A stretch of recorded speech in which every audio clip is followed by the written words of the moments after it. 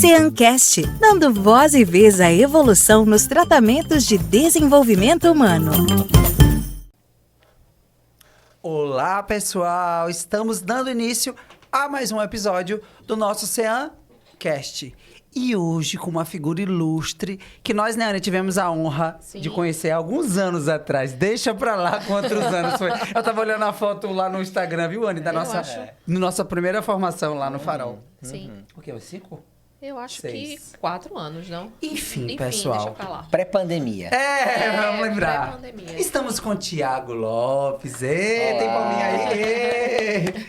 E é uma honra ter você aqui, Thiago. Obrigado, Hoje prazer. com a Anny aqui também, dividindo esse espaço de fala. E vamos falar sobre desenvolvimento infantil. Isso. Vamos falar sobre como nós, enquanto intervenção, podemos ajudar as crianças neurodivergentes e aprofundar um pouco dessa prática que nos acompanha já há um tempo, Thiago. Assim como você, a gente já há mais ou menos uma década já atua nessa área aí. E tamo junto. Hoje, para quem não sabe, é porque não passa em tempo real, mas estivemos em um treinamento com a equipe, com o Thiago falando do brincar, da importância do brincar, mas agora vamos focar na intervenção precoce. O que é que precisa? Que elementos a gente precisa? Vamos parar de brincadeira. Vamos parar de brincadeira e falar que elementos a gente precisa para que essa intervenção precoce, de fato, ela seja efetiva. E eu acho legal sempre, Thiago, começar como ele sempre começa. A gente já teve a oportunidade, Thiago, de te ver algumas vezes, falando um pouquinho da sua trajetória, né? Você falou um pouco lá no curso hoje, mas se apresente para quem não te conhece, como nós, para saber o que você faz, de onde você vem, porque a gente já sabe. Maravilha. Pessoal, bom, primeiro, obrigado pela oportunidade de estar aqui falando com vocês hoje, né? De trazer um pouco mais a minha perspectiva, de discutir também. E a gente sempre aprende e troca, porque é uma área muito diversa, né? A gente estava discutindo justamente de quanta coisa a gente tem o tempo inteiro para aprender, né? São muitos profissionais, é muita criança e a gente está sempre tendo coisas novas. Então, meu nome é Thiago Lopes, eu sou doutor em psicologia pela Universidade do Quebec. Já trabalho com autismo indo para 14 anos agora. E já trabalhei com várias partes assim no autismo, já exerci várias funções, continuo exercendo várias funções diferentes, né? Então, já fui assistente terapêutico, já trabalhei em hospital de terceira linha fazendo diagnóstico diferencial, ajudando no diagnóstico diferencial de crianças com autismo, ali na região metropolitana de Montreal, no Canadá.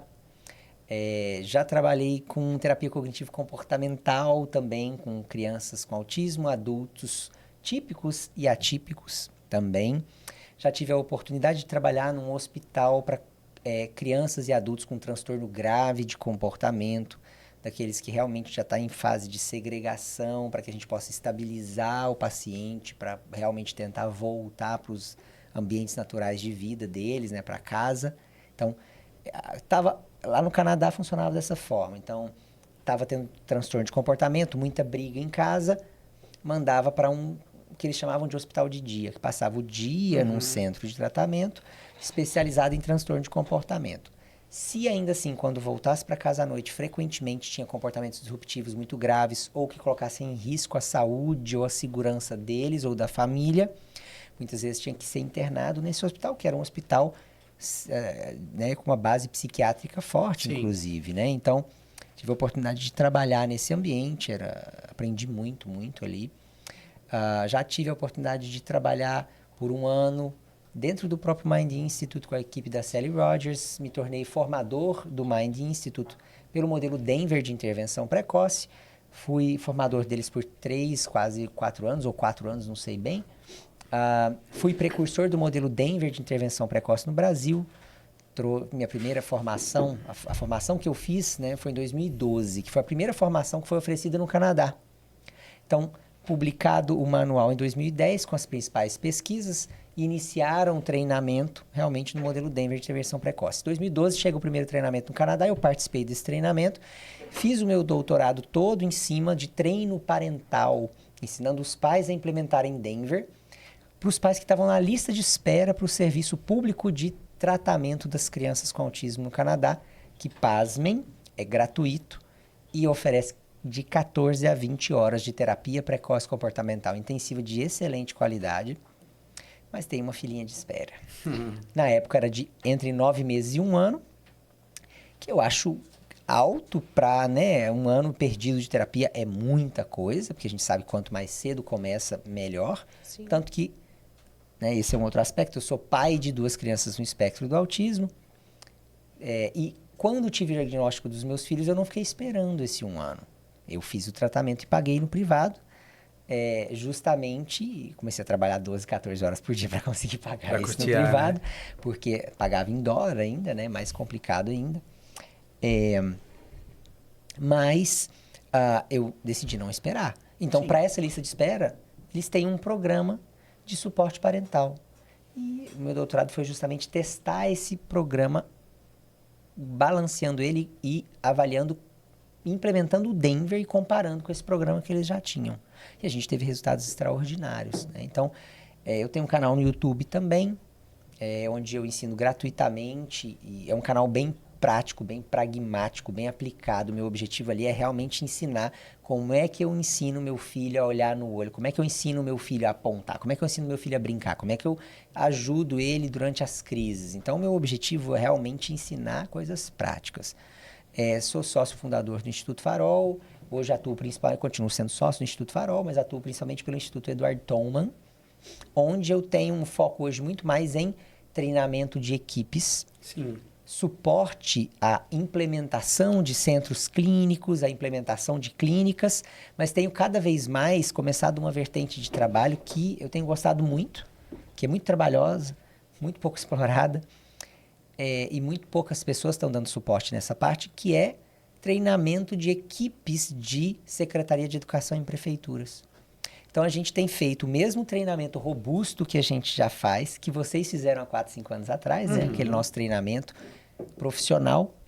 Estou oferecendo ele para prefeituras e para funcionários de prefeituras, para tentar garantir cada vez mais que eles tenham realmente uma equipe com capacidade de supervisionar e formar os próprios mediadores da prefeitura, os próprios assistentes terapêuticos da prefeitura que vão atuar na sala de aula. Porque na rede pública, muitas vezes, eles têm que oferecer, né, o mediador quando existe a necessidade. Então, tenho focado muito nesse trabalho. Então, já venho formando pessoas há muitos anos, já devo ter formado cerca de 1.500 profissionais entre físio, fono, TO, psico, em treinamentos mais robustos, e mais de 5.000 assistentes terapêuticos já nasceram disso. Mais de 150 clínicas já se estruturaram em torno desse trabalho. Então, acho que no Brasil já tem um impacto bem significativo. Estou bem feliz com os resultados. Bacana, Tiago. E só para entender, né? Você falou de treino parental e agora você está fazendo um treino para esses professores. Mas você garante que eles consigam aprender, implementar só dando uma aula, ou eles precisam realmente ter a prática? Quanto tempo você precisa estar com eles? Porque isso é muito importante a gente saber. Justamente porque a gente também tem equipe, né? A importância dessa equipe estar sempre em treinamento. Isso é uma questão muito interessante, porque se eu for olhar hoje no Brasil, praticamente todas as secretarias de educação têm recursos que são investidos em educação especializada, que são investidos na inclusão e no processo de treinamento dos professores. Mas quase todos, quando você vai ver, são palestrinhas de conscientização. Que na segunda-feira de manhã o professor não sabe o que fazer.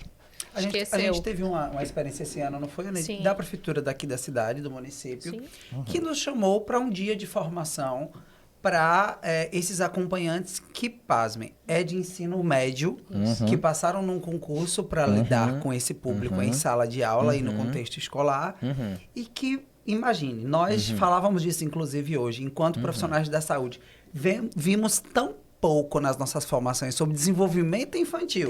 Imagine brincar, lidar com comportamento problema, imagine.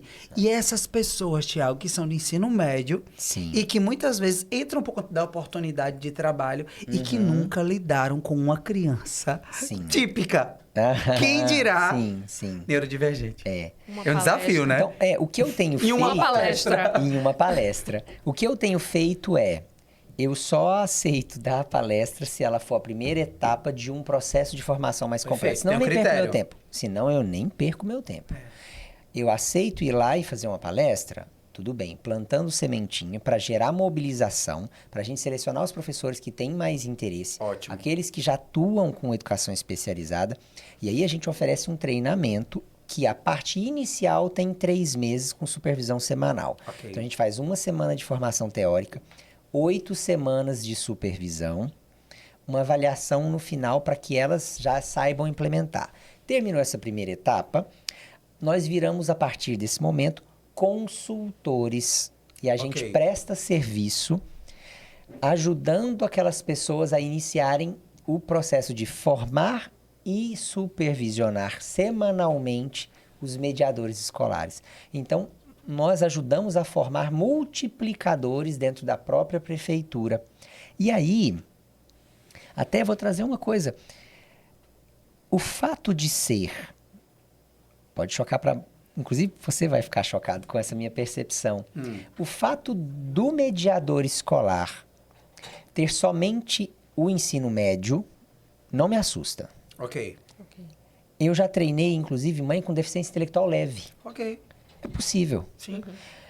O que me assusta é ele ter o ensino médio e não ter treinamento inicial, não ter formação e não ter supervisão cotidianamente. Isso me assusta. Então, eu consigo pegar uma pessoa com ensino médio e ensinar a implementação do básico e do importante na escola? Consigo. Mas eu tenho que ter alguém dentro da Secretaria de Educação que tem um nível de especialização similar ao de uma pessoa que atua numa clínica privada. Sim. E essa pessoa tem que ter um horário dedicado semanalmente para supervisionar aquela assistente, aquela mediadora com a criança que ela atua. Se ela fizer isso, a gente garante fidelidade e qualidade de implementação.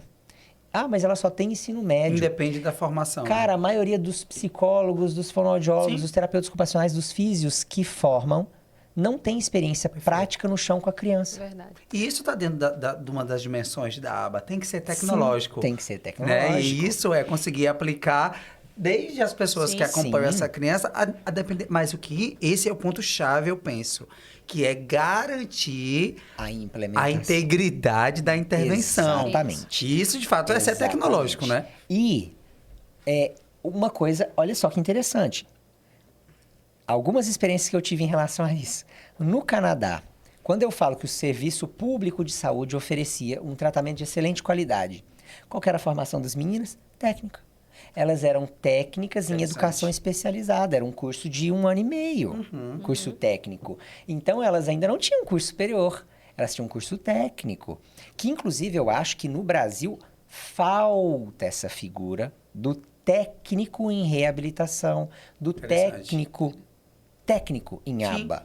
Para que ele possa ser o assistente terapêutico. Para que ele possa realmente estar vinculado a uma ordem profissional. Porque um técnico em saneamento básico, ele está lá no CREA. Ele pode se afiliar. Né? Agora, um técnico em edificações, ele pode se afiliar no CREA. Eu precisaria ter uma figura técnica que também atendesse essa demanda por assistentes terapêuticos. Que no Brasil a gente ainda não tem, né, Tiago? Que a gente ainda não tem. E que no Canadá, por exemplo, a gente já usa. Dentro do Mind Institute, uma vez sentando, conversando com a própria Sally Rogers, que é a diretora do laboratório lá... E para quem não sabe, é a precursora do Denver, né? Uma das principais autoras do Denver, junto com a Geraldine Dawson, são as duas que criaram, né? E que é um modelo baseado em evidências, com demonstração robusta de eficácia para tratamento de autismo. Então, conversando com ela, eu perguntei, suas assistentes terapêuticas que trabalham aqui com a gente na pesquisa, elas são certificadas? Não, elas não têm a certificação do Denver. Por quê? Porque senão eu tinha que contratar gente com um nível de mestrado, porque a certificação nos Estados Unidos é só para quem tem nível de mestrado. Primeiro fator. Isso encarece absurdamente a assistência terapêutica.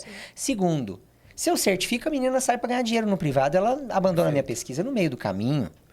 Então, o que eu faço? Eu sou tecnológico. Eu faço meu treinamento inicial. Eu avalio a qualidade de implementação em todos os 3 itens do Denver. Eu vou olhar se está fazendo a gestão da atenção, se está mantendo a sequência antecedente, comportamento, consequência, se está fazendo as cadeias de suporte, usando o suporte adequado, se esvanece. se faz reforço diferencial, se faz um antecedente claro, se usa o suporte quando necessário. Eu vou olhar se está gerenciando o nível de alerta da criança, se está deixando ela muito agitada ou pouco agitada. Vou olhar se está gerenciando o humor e o afeto da criança. Vou olhar se está fazendo a gestão adequada dos comportamentos agressivos inapropriados. Vou ver se está gerenciando a reciprocidade, troca de turno, se eu estou garantindo que ele observe meu turno, que ele participe, que ele troque turno comigo.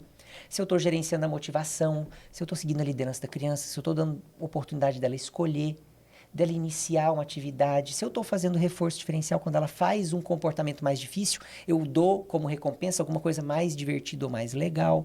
Enfim, eu vou olhar todos os 13 ingredientes, aqui eu só trouxe metadinha deles, e eu vou avaliar cotidianamente a fidelidade de implementação. Então, vou fazer bolo de chocolate. Eu preciso de farinha, de manteiga, de chocolate, de ovo, de leite. Se não tem bolo, se não tem chocolate, não é bolo de chocolate. Exato. Sim. Vou fazer o Denver. Eu olho se tem aqueles ingredientes ativos que eu estava descrevendo, que são os 13 ingredientes que estão lá no manual, e vou ver se aquele terapeuta pontua de 1 a 5, se ele pontua uma média de 4. Atingiu fidelidade de implementação? Tem uma média 4 de 5 nesses 13 itens? Tem. Então, o que ele está fazendo é Denver. E aí, Tiago, quando saímos de lá, da formação profissional do Denver, falávamos sobre isso. Quão criterioso para que nós sejamos certificados nessa intervenção. E isso chamou a nossa atenção. Já tínhamos feito algumas... Já éramos pós-graduados em análise de comportamento aplicada, já estávamos na prática, mas talvez das formações que nós fizemos, foi uma das mais criteriosas no que se refere a garantir, robusta, no que se refere a garantir a qualidade da intervenção que a gente pretende fazer. E isso é importante demais. Está nessa formação há 1 ano e meio e não terminou. Porque enquanto não adquirir fidelidade de implementação, ele não termina. Ele vai refazer o teste final. Então, vocês terminaram rapidinho, tá bom. Não é? Bom. Com muita preocupação, né? Meu Deus, como é que vai ser? Pode não ter dormido, mas terminou. Não dormimos, mas deu certo. Mas é isso que Ítalo estava falando. Realmente, ter você ali o tempo todo, o outro supervisor, dando suporte pra gente em tempo real, faz toda a diferença. E não era assim, eu vou dar um suporte agora e vou sair. Não, errou na hora e vamos, até que E é isso que eu acredito aprende-se. que a gente tem que fazer nas prefeituras também. Interessante isso. E aí eu tô falando do sistema de educação, eu não tô nem entrando ainda no sistema de saúde pensando em reabilitação, né? Vamos aos poucos. Sim. Agora, eu consigo garantir, mesmo para uma prefeitura pequena, agora eu tô treinando o pessoal da prefeitura de Jacareí, é uma prefeitura pequena. Sim. De Votuporanga, é uma prefeitura Do interior pequena. de São Paulo, né? Não é? Então, a gente agora vai começar Cafelândia. Entende? São prefeituras pequenas, mas que têm recurso suficiente para treinar 3 pessoas num nível mais elevado na Secretaria de Educação e para depois ter um processo de consultoria periódico para que a gente ajude eles a manter o processo de formar e supervisionar os próprios mediadores, atingindo qualidade e verificando a qualidade periodicamente. Se eles fazem isso, na verdade, inclusive, o que eles vão estar fazendo e que eu estou sugerindo aqui já está melhor do que a média do que é feito pela quase totalidade das clínicas privadas que hoje colocam um mediador dentro da escola. Sim. Quantas delas têm um processo de supervisão semanal com observação direta? Poucas. Nós estamos falando aqui disso. Sim. Quantas delas têm coleta de dados no ambiente escolar, um processo e um plano de intervenção, né, de ensino individualizado que está sendo implementado no ambiente escolar? Quantas delas têm um processo de consultoria externo para avaliar a qualidade do que está sendo feito e um processo de treinamento contínuo dos mediadores? Pouquíssimas. Então, nós estamos falando de implementar qualidade realmente dentro do setor público, com valores que são viáveis. Porque quando eu falo de multiplicadores, eu só preciso de 3 pessoas excelentes para conseguir formar uma rede. Porque as melhores assistentes terapêuticas daqui a pouco também estão supervisionando. Sim. E as supervisoras vai criando daqui a pouco uma rede. vai virando uma rede. Então, eu consigo pegar uma prefeitura, às vezes, que tem 500 crianças com suporte, eu formo 3 pessoas e vou formando uma rede. Daqui a pouco ela supervisiona o de baixo, que supervisiona o de baixo, e eu tenho toda uma rede que é muito mais viável do que eu simplesmente fazer várias formações uma vez por ano de palestrinha, que não vai resolver nada e os professores não vão saber o que fazer no dia seguinte. Vai sair todo mundo confuso. E assim, eles têm a sensação, eles falam, foi muita coisa, mas o que fazer com esse conhecimento na segunda-feira, por exemplo? Não é quando chegar lá na sala de aula. Eu sou a favor da gente ser a galera do segunda-feira de manhã. Se o que eu falei não serve pra nada na segunda de manhã... Esquece. Eu perdi meu tempo. Não fez sentido, né? Não fez sentido. Você tem que sair da formação, só que muitas vezes, só você ir lá e falar, você mobiliza. Você gera esperança, você gera engajamento. Mas se eu paro aí, isso inclusive, eticamente, é um problema. Porque eu gerei esperança, mas não dei instrumento. Gera uma expectativa, né? Eu né? gero expectativa, mas eu não resolvo o problema. E aí ele vai chegar na segunda cheio de expectativa e mais uma vez vai quebrar a cara. E com isso ele vai perdendo a esperança de conseguir. Ele vai perdendo fé de que é possível, de que aquilo... Ele vai parar de procurar formação, ele vai parar de fazer pós-graduação, ele vai parar de tentar se formar, porque eu já tentei, já fui, é um monte de coisa, pô, fala um monte de blá, blá, blá, chego aqui na segunda-feira, eu não sei o que fazer. Mais do mesmo, né? É mais do mesmo. Então a gente precisa tomar muito cuidado quando nós somos formadores para garantir que o que a gente ensine seja pragmático e a pessoa consiga realmente implementar. E às vezes eu preciso de um suporte continuado para que isso aconteça. No caso de prefeituras, no caso de mediação escolar, é igual uma clínica privada qualquer. Você consegue formar sua assistente terapêutica e mandar e daqui a um ano eu vejo como é que foi? Não dá. De forma alguma. Senão ela não é assistente terapêutica. Ela é supervisora ou terapeuta e das boas. Experiente, né? Não é? Tiago, e a gente entende que você está nesse período de formação, não é? Com professores e fazendo essa rede na educação, mas conhecemos você por conta da intervenção precoce também, e a gente queria falar sobre isso hoje. Que elementos a gente precisa para ter realmente uma intervenção precoce efetiva? E qual a importância da gente começar mais cedo, não é? Por quê? Maravilha. Quando a gente vai olhar os resultados de pesquisa mais recentes, a gente tem algumas indicações, umas com mais robustez, outras com menos, mas todas essas que eu estou trazendo são coisas que já constam nos manuais que a gente está tentando sistematizar para estabelecer o padrão ouro de intervenção precoce para o autismo no mundo. O primeiro fator é esse que você mencionou. Começar o mais cedo possível. Quanto mais cedo eu começo o meu tratamento, maior plasticidade cerebral, maior a capacidade da criança de aprender. E eu vejo muitas vezes o pessoal assim, mas a família não tem condição. Eu não vou fazer o diagnóstico, eu não vou levantar essa lebre, porque isso vai só criar uma situação e a família não tem condição de buscar o tratamento. Essa escolha não nos cabe. A gente tem que ir de forma respeitosa, consciente e trazendo os indícios de risco de autismo para que a criança realmente receba a avaliação adequada e possa fechar o diagnóstico. Porque eu conheço família que não tem plano de saúde, que muitas vezes não tem recurso para um plano de saúde, mas que buscou a Defensoria Pública, que o caso agora está no Ministério Público e que conseguiu reembolso pela Prefeitura do tratamento usando Defensoria e Ministério Público. É um trabalhão? É. Mas quem sou eu para falar para essa mãe ou para esse pai que eu não vou dar para ele a oportunidade de correr atrás? Isso. Não é?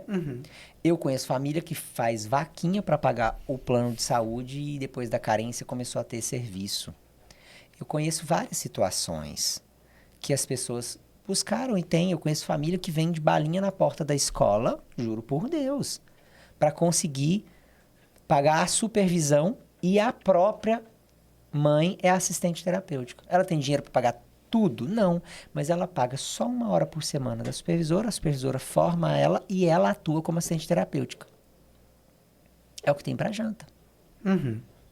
Mas É o que a família consegue, né? E é o que precisa, porque a mãe faz 15 horas por semana. A criança tem 15 horas de terapia precoce comportamental intensiva, que é o segundo fator. Primeiro é começar o mais cedo possível. E para isso, gente, não vamos julgar quem tem, quem não tem, quem pode, quem não pode. E esse é um Descobrir achado cedo. importante nosso da clínica, Tiago, que a gente vem discutindo. Há alguns anos atrás, 4, 5 talvez, tínhamos crianças na entrada da clínica com a idade mais avançada. Então, claro que com menos repertório, né? Mais dificuldade de avanço, rapidez, muita rigidez, enfim. Hoje a faixa etária diminuiu muito.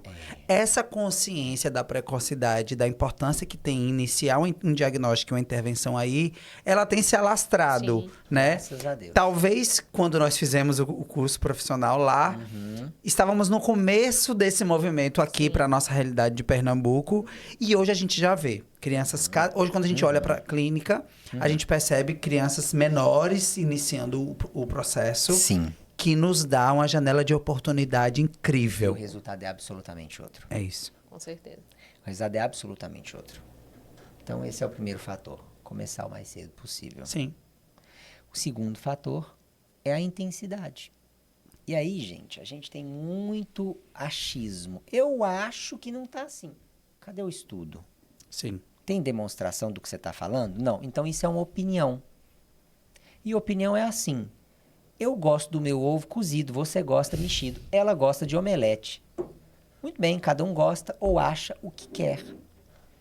Mas quando se trata de saúde humana, quando se trata de reabilitação de crianças que vão se tornar adultos e que, se não teve a reabilitação adequada na infância, pode terminar um adulto com transtorno grave de comportamento, autismo, Isso. sem comunicar, com um monte de medicação, dopado o dia inteiro para não ter comportamentos agressivos, que morre aos 45 anos porque deu falência em vários órgãos, porque tomava uma bateria de medicações que causavam dano nos órgãos internos. Que era muito comum nos hospitais psiquiátricos, O né, tempo Tiago? Outrora. inteiro. E que ainda acontece Exato, quando eu a não gente tenho vê essa alguns casos. oportunidade. É. A gente tem casos, inclusive eu sempre conto um caso de um pai de uma amiga minha, que era tratado como esquizofrênico e tomava muita medicação, até que chegou no psiquiatra e foi diagnosticado com 59 anos. Mudou a vida dele. Mudou. E você vê. Quando a gente está tratando de saúde, eu tenho que fazer o seguinte. Ah, mas o fulano falou que é muito para ele. Tá, mas a gente tem estudos com grupo controle aleatório, com 430 crianças, começando precocemente, e a carga horária de terapia ideal, que realmente demonstra eficácia, é de 15 a 20 horas por semana. Isso é importante salientar, né, Tiago?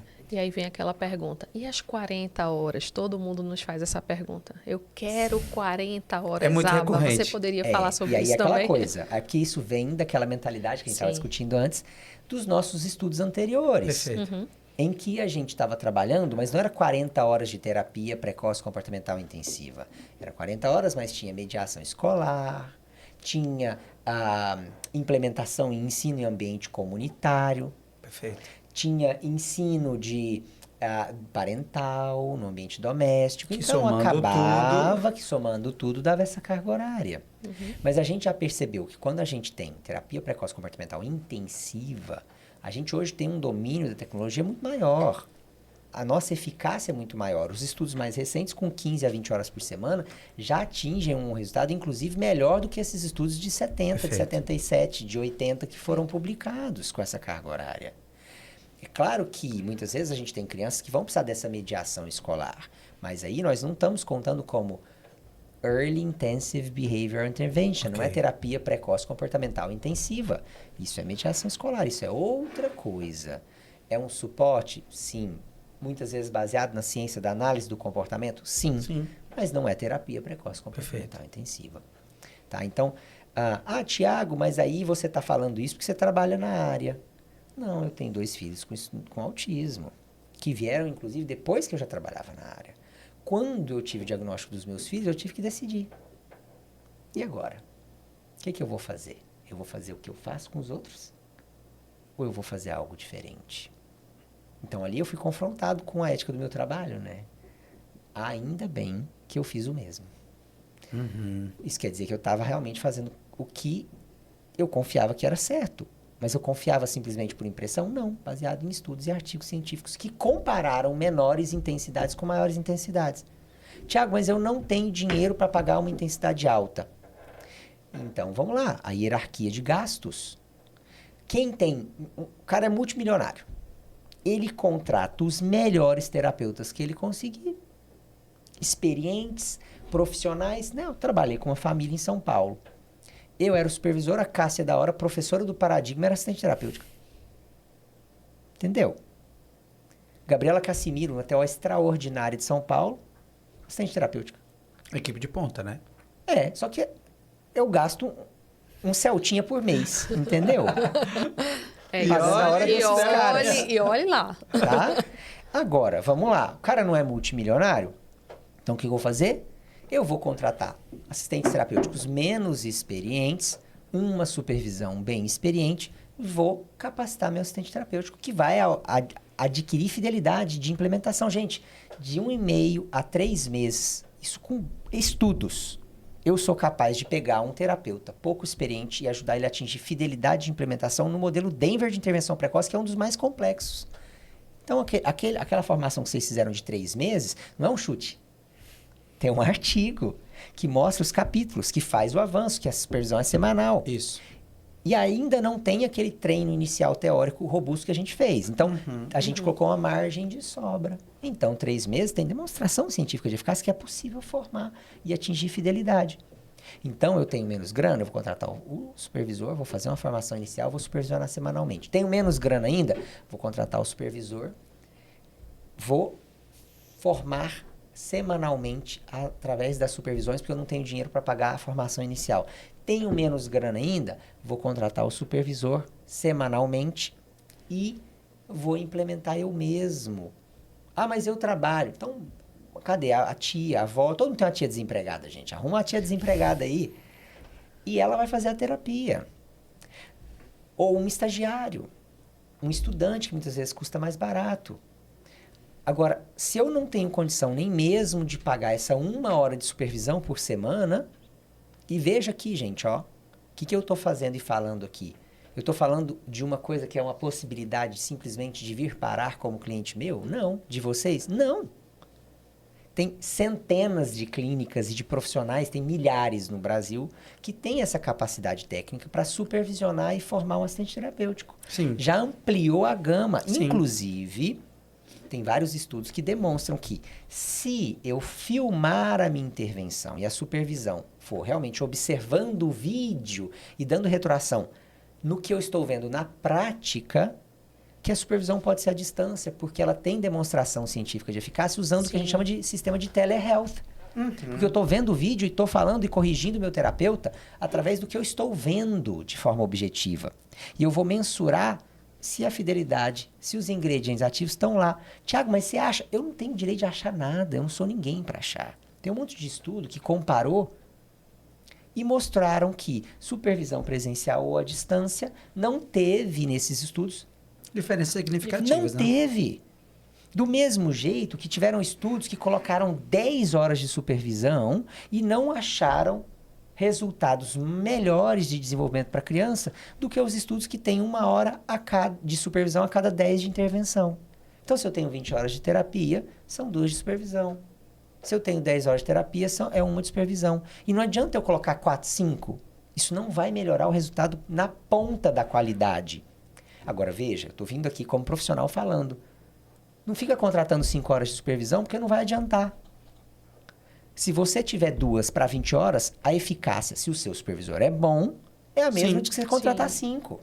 Perfeito. Então, agora eu não tenho condição nem mesmo da supervisão, então eu vou buscar Defensoria Pública, Ministério Público, vou tentar no SUS, mas não entrar só na filinha do SUS. Vou entrar na fila do SUS, mas eu vou buscar um defensor público. Porque se eu não tenho grana e o tratamento que funciona é o intensivo, eu vou buscar o intensivo. Aquela quirerinha que eles dão de meia hora por semana não é suficiente para minha criança. Ah, mas as famílias são tão carentes que elas não sabem. Por isso que a gente está fazendo podcast, para ela descobrir. E se eu ainda não tenho... Ah, mas isso demora tempo. O processo, tudo bem. Enquanto isso que eu vou fazer... Eu vou assistir vídeo na internet, eu vou fazer curso que eu consiga online, pago, ou se eu não tenho grana para pagar, tem um monte de canal que ensina coisa gratuita. Sim. Então eu vou estudar e vou aprender para eu ajudar o meu filho.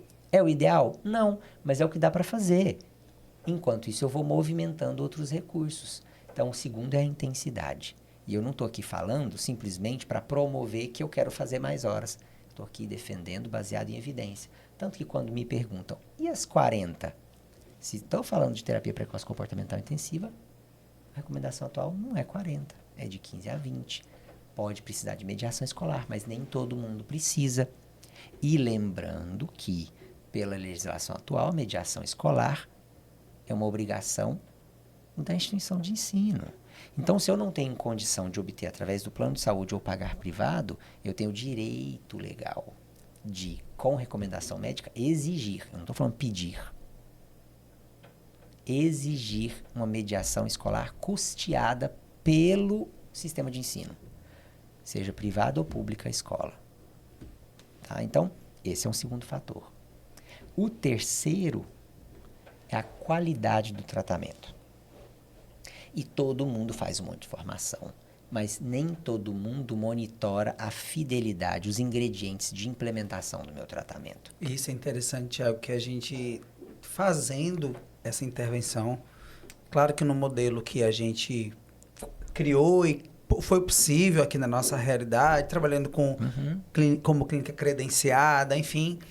E aí hoje a gente lançou o nosso sistema para monitorar a nossa equipe, para gerir os resultados e para conseguir acompanhar em tempo real o que vem sendo feito, justamente frente a essa necessidade de ter uma integridade na intervenção. É como você bem disse, e a gente já falava disso hoje, inclusive no CEA+, que é na nossa época, né, Tiel, quando a gente se formou.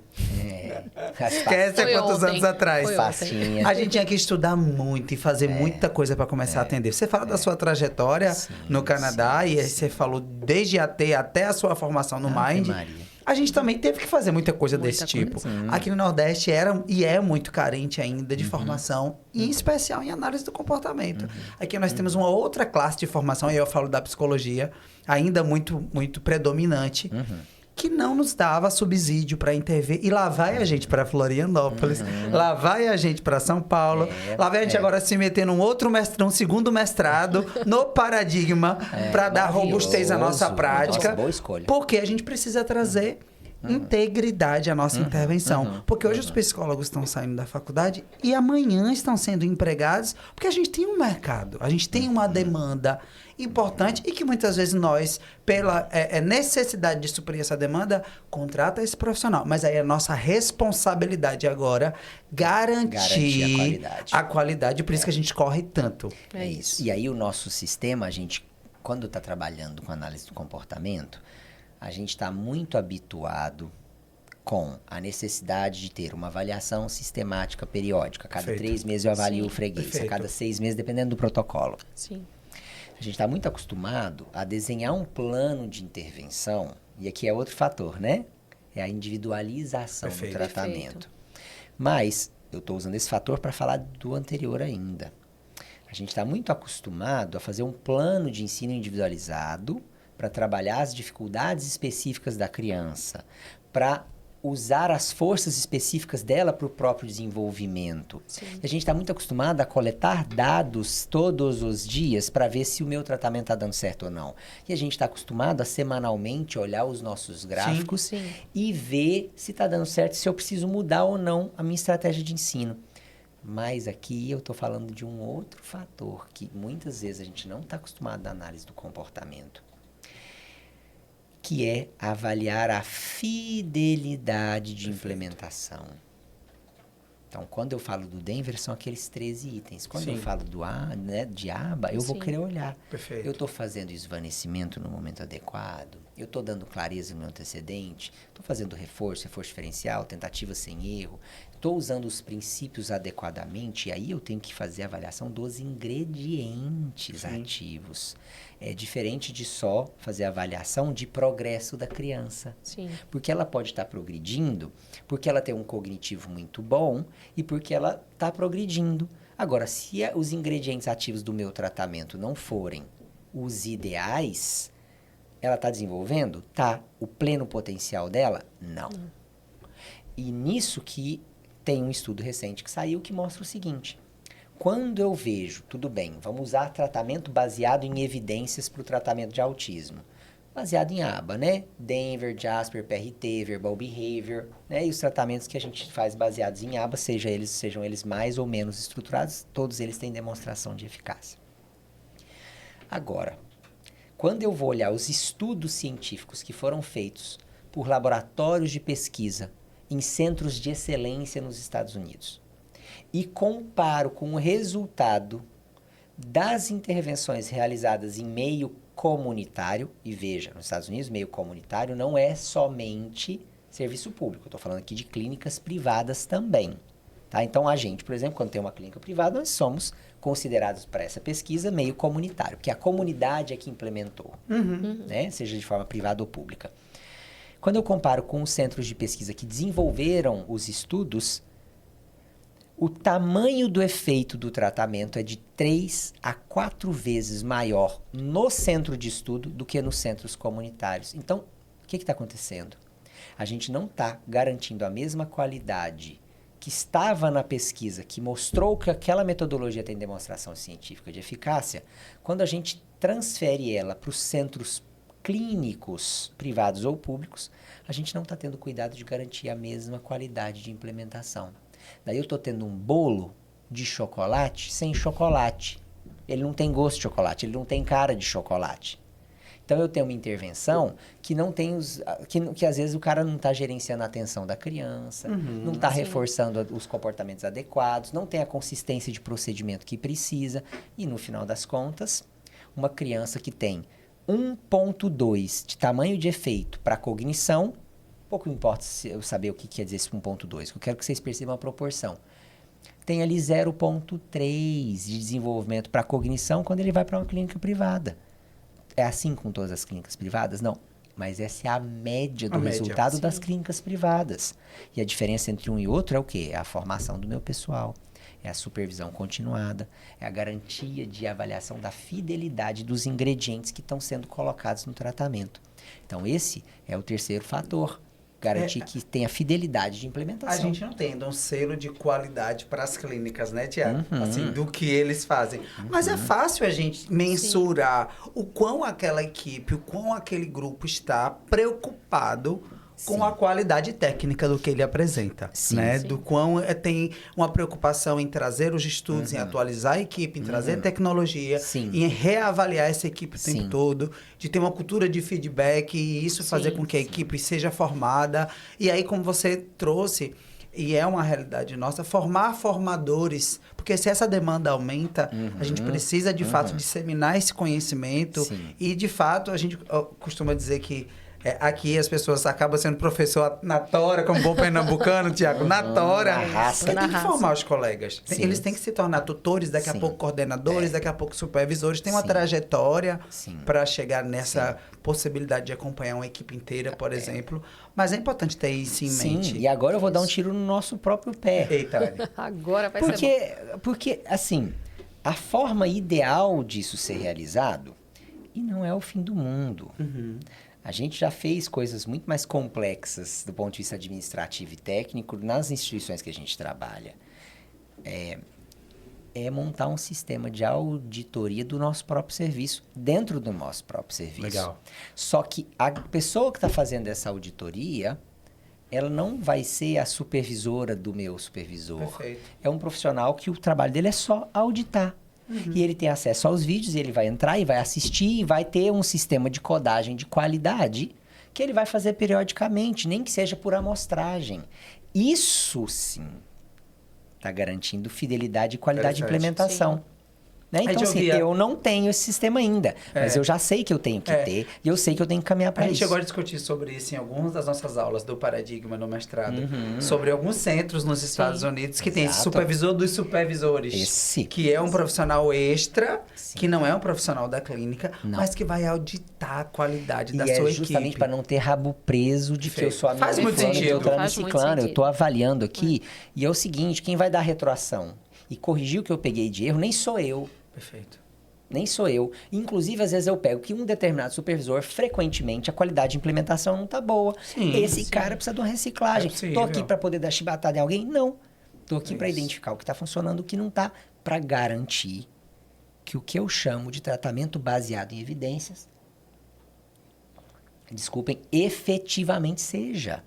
Porque se eu não estou entregando os ingredientes que estavam sendo entregues no centro de pesquisa, eu não vou ter os mesmos resultados. Sim. Então, eu não posso falar que a minha terapia é baseada em evidências se eu não monitoro a qualidade com o mesmo nível de monitoramento que o pessoal da pesquisa tinha.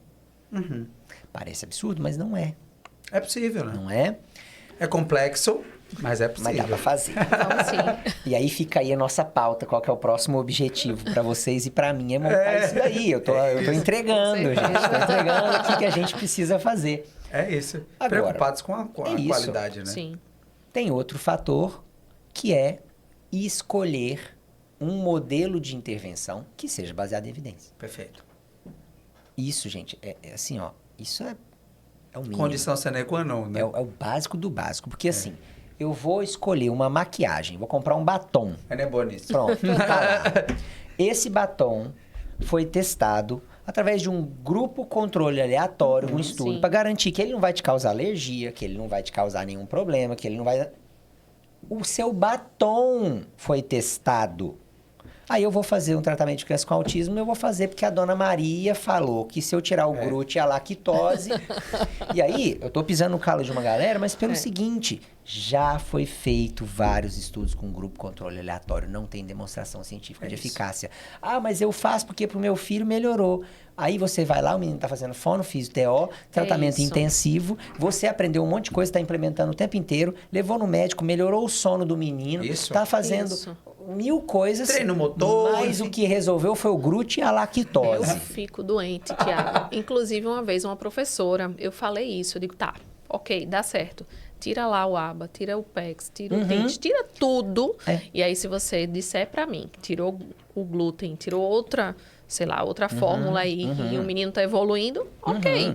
Isso já foi Mas aí feito não com dá. medidas objetivas. Com grupo controle aleatório, e os avaliadores eram cegos à condição de estudo. Então, ele não sabia se a criança estava com ou sem dieta. Sim. Com medidas objetivas de mensuração de comportamento, observando a frequência de comportamento agressivo e inapropriado, observando a frequência de vocalização, observando a frequência de sinais e de sintomas de autismo. Não teve resultado estatisticamente significativo. É claro que se o meu menino tem doença celíaca e eu reduzo, claro, né? vai fazer sentido para essa aí, criança. beleza, né? ele vai ficar menos irritável. Mas isso é uma coisa que eu levo lá no médico, eu faço uma avaliação e eu testo para ver se ele realmente tem Sim. doença celíaca. Ou não. Se ele realmente tem intolerância à lactose ou não. Isso é uma coisa mensurável de forma objetiva. Eu vou lá e faço o exame e descubro se tem ou Para não dizer tem. que isso foi o boom da Entende? intervenção em Não que é. a criança evoluiu. Então, quando eu falo isso, eu posso estar usando um tratamento qualquer baseado em ABA, Denver, Jasper, PRT. Posso. Todos eles têm demonstração robusta de eficácia. Agora, eu tenho que escolher um que seja. Tem outros tratamentos que hoje não têm demonstração científica de eficácia. E, inclusive, tratamentos que são utilizados no Brasil ainda com grande frequência. Tá? Inclusive, recomendados em laudo. Inclusive. Às vezes, quando eu vou fazer alguma auditoria para plano, porque muitas vezes eu presto esse tipo de consultoria para o próprio plano de saúde. Eu avalio se o que está recomendado no laudo é baseado em evidência científica ou não, para ajudar eles a questionar. Ah, mas então você está ajudando o plano? Claro. Se o que está recomendando não funciona, eu estou ajudando é a criança. Claro. Eu estou ajudando é a família. Porque vão oferecer um serviço que não vai dar certo. Isso é importante falar, né, Tiago? Sim. Porque a ciência ela está a serviço da ética e Pronto. que ela precisa ser aplicada também coerente a essa ética. Então, agora, eu trabalho para o plano? Não. É isso. Trabalho para a família. Tanto que o meu acordo com o plano de saúde, quando eu faço esse tipo de análise, é o seguinte. Se a minha recomendação, baseando em evidência, for de sugerir aumento de carga horária, eu vou fazer a sugestão de aumento de carga horária. Eu estou aqui para garantir o seguinte, qual que é o crivo da ciência? Esse. Perfeito. Vai passar no crivo da ciência. O que não tá, fica para fora. O que faltou, põe para dentro. Perfeito. Eu vou solicitar adequação, vou fazer uma recomendação de adequação do serviço.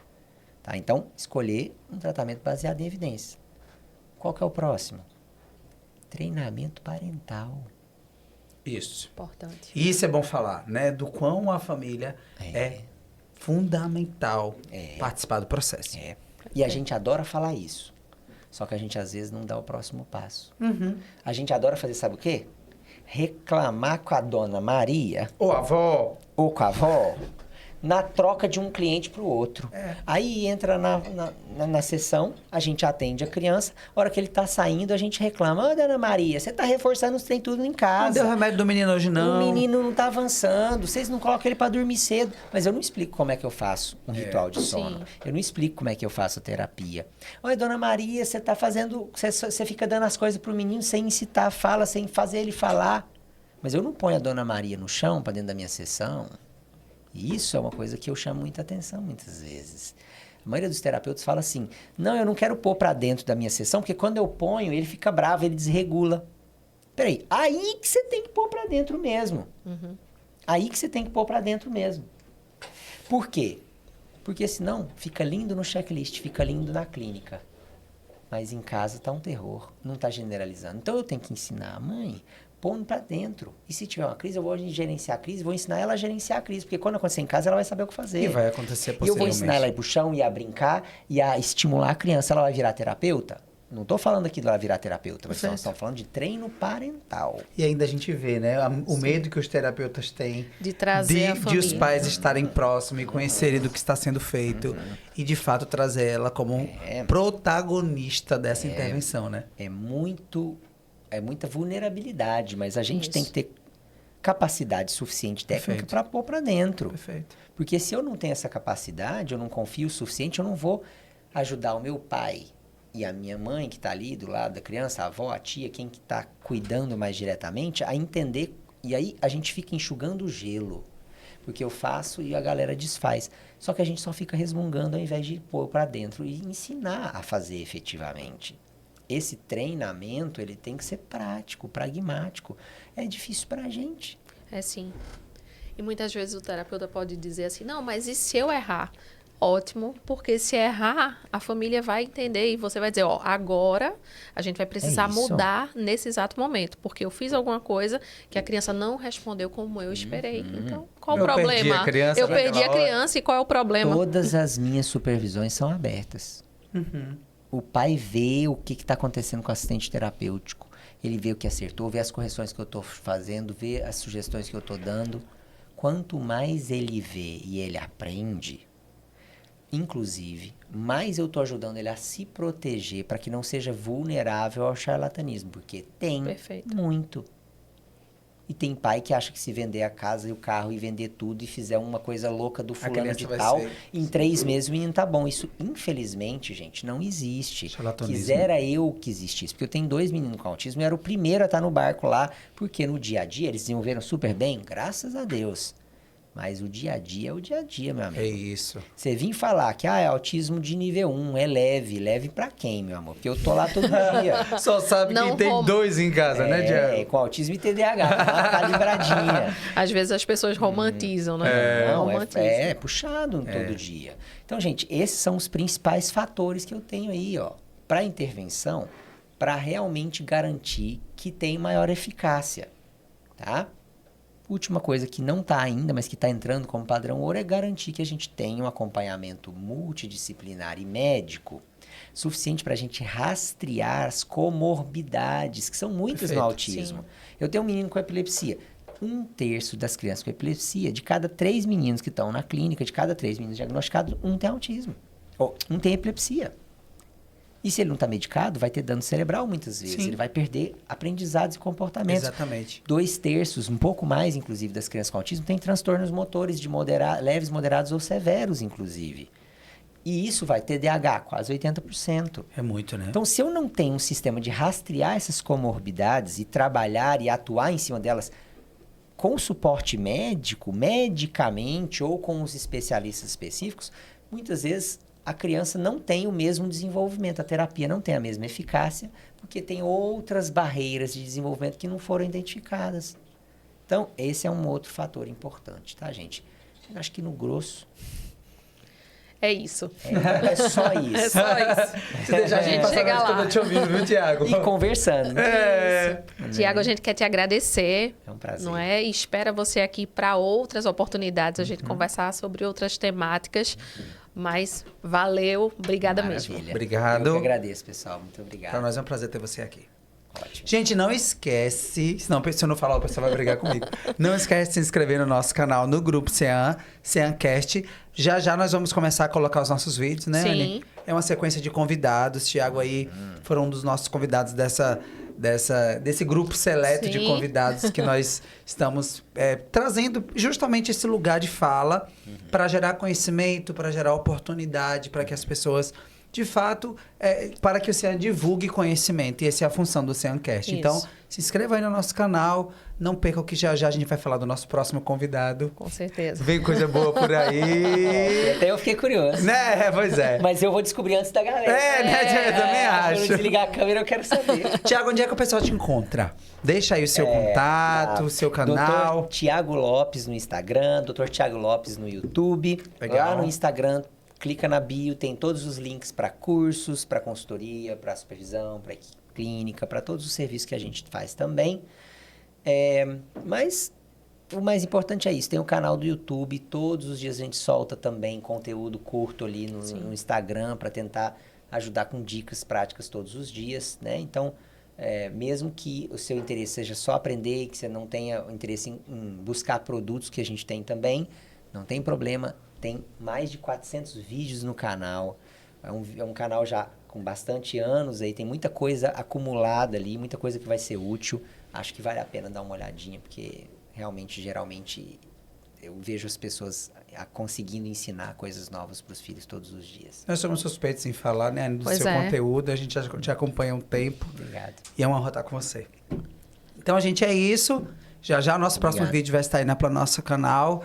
E nos acompanhe e curta aí. Comente, deixa os comentários lá embaixo, Deixa né, o Tiago? comentário, deixa o like, se inscreve no canal, faz os parangolê todos, gente. Estamos gravando aqui, ó. Isso. Ó, já demos um curso o dia inteiro, começamos 8 da manhã, são 8h30 da noite, tem 12 horas e meia. Tem que respeitar, né, Tiago? Se você for sem vergonha de não dar um like, Eu acho. é sem vergonha. É um absurdo. Você não mereceu o podcast. É isso. Até uma próxima, gente. Até mais. Tchau, pessoal. Tchau. CEANcast, dando voz e vez à evolução nos tratamentos de desenvolvimento humano.